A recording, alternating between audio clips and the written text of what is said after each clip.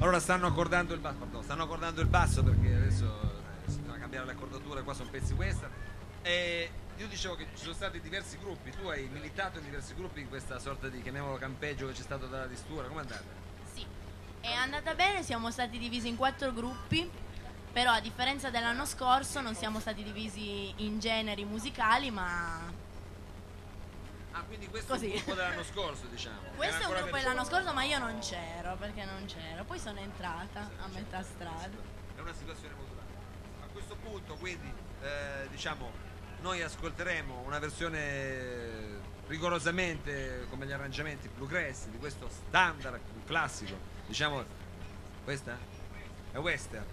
Questa è western, una canzone proprio di quelle che si cantavano nei campi del western, che non erano i campi nei campi del west. You Are My Sunshine, che anche col tema di questa sera è bello proprio per il contrasto che fa, capito? Uno dice buchi neri e l'altro fa You Are My Sunshine. Quindi adesso noi con il basso che come sentite si sta ancora spostando, un basso ancora così che si sta muovendo, ascolteremo questa versione di You Are My Sunshine. Prego. Ok.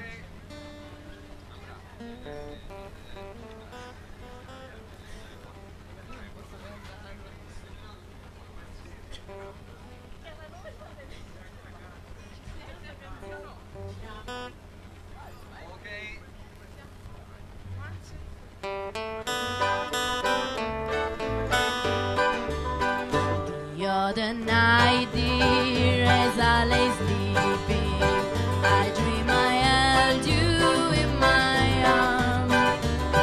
But when I woke, dear, I was mistaken. So I hang my head and I cried. You are my sunshine, my only sunshine.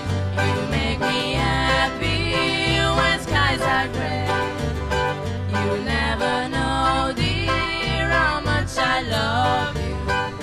Please don't take my sunshine away.